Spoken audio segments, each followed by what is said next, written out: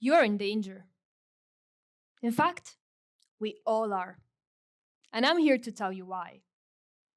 But first, let me ask you, how much time do you spend face to face with your phone? How about your laptop and all of your other devices? And to what extent does this behavior contribute to your overall well being? I want to make a bet with you.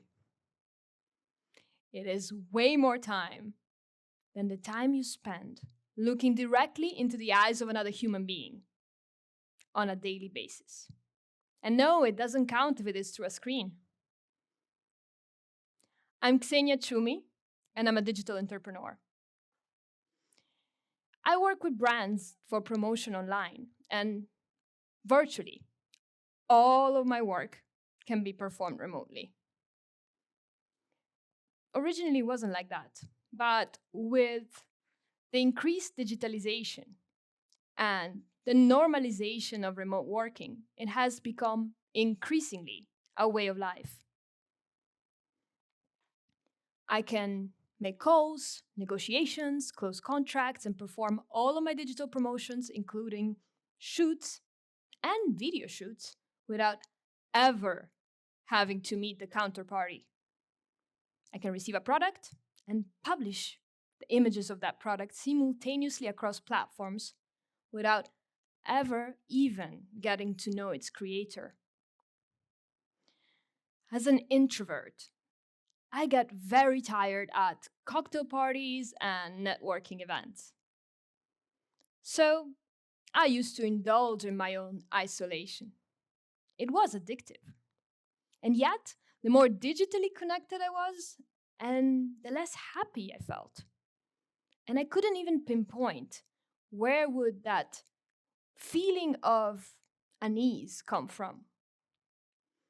Then the pandemic hit, and it accelerated it all even further. With our fast speed Wi Fi, meeting face to face has become the exception, not the rule. We have all become more invested in our virtual worlds than our real life and reality. Rings a bell? And yes, of course, it has saved us. Telecommunications have become an unexpected hero of the past year. It has allowed us to retain some job positions and try our way through dating apps, as well as communicate safely with family and friends and our dearest ones. And most importantly, it has allowed us to not incur in total financial paralysis and complete social isolation. So this is fantastic, isn't it? Well, yes. But that's just one side of the coin. Aside from the pandemic's constraints, my own profession's nature does not allow me a full digital detox. So I've decided to dig further into the research. And what have I found out? Well, smartphone usage is directly correlated with feelings of isolation and loneliness, and even more so in younger generations, where phone usage is correlated with symptoms of depression and even suicide tendencies. The more invested we become in our remote communication and remote way of working, the less ready we are to get out there and communicate in the real world. By communicating digitally, we are not experiencing relationships in the way we are biologically programmed to do. We're not looking directly into a person's eyes, we are not touching them, and we're not exchanging all of those biochemical signals that as humans do only when we are in the same physical space together. Instead, we're interacting with something electronic and made of metal. Additionally, by being digitally isolated our emotional intelligence suffers. Without communicating in person, we're not exchanging nonverbal cues, body language signals, and emotional responses. Those are all things that keep our emotional intelligence fit. In the chapter about digital dependency of my book, Why You Should Empower Yourself, I speak at length about the fact that we all need to take breaks. We need boredom and we need absence of stimulation because overstimulation hinders creativity. And the best type of creativity and creative thought is born only through a moment of boredom. That is why, if next time you're feeling a little bit bored, do not reach out to that device in your pocket. That device is like a pacifier for adults. So the danger is tangible and it is real. But what can we do if this digital way of life is so convenient and so easy? How can we learn to reconnect again? First of all, we need to decide what relationships matter most. I'm lucky enough to have millions of followers online and have traveled a lot and met a lot of interesting high-profile people in different fields. And yet, even by receiving thousands of messages a day, I felt so lonely.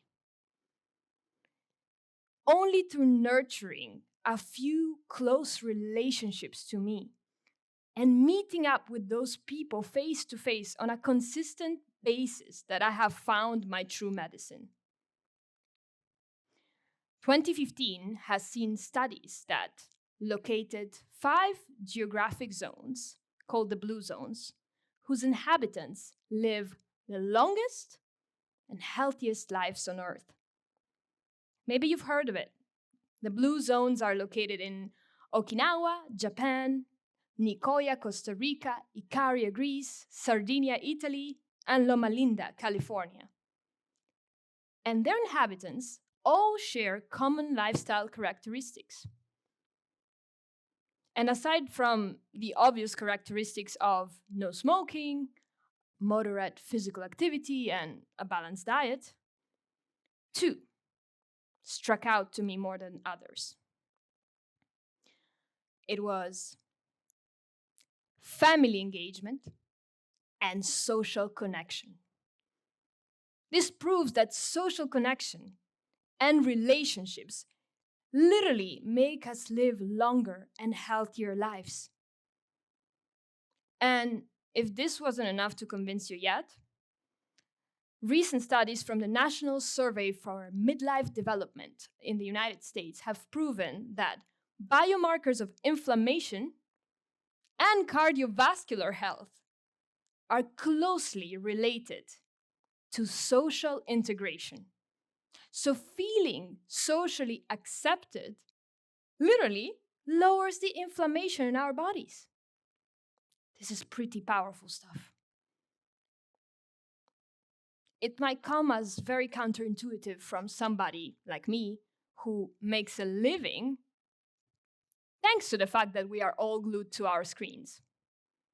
And yet, I am sure that now more than ever, we are in desperate need for face-to-face connection. It is only through communication in person that we create a sense of trust and community. So next time you're feeling a little bit lonely or uncomfortable or just sad for no reason, try not to reach out for your device, scroll through social media, commenting mindlessly, or maybe trying your way through dating apps, and not even calling your friends and family. Try to meet up face to face with a human being. For years, scientists have told us about the power of touch. A pat on the back, a caress of the arm, or a hug can make miracles. Touch has been determined to be closely related to our vagus nerve, which is interlinked with our compassionate response. And it activates our hormone of love, or called simply oxytocin. How can we do this through a screen or even a virtual reality headset without exchange of information such as touch or smell?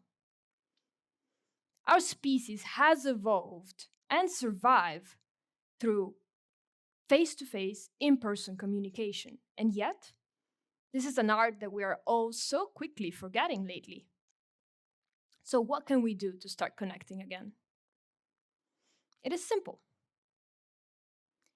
All you gotta do is show up and try and show up again and again and again. Show interest. Be present in your communication. Look at the other person. Ask relevant questions and listen. Be human again. And most importantly, put your phone on airplane mode.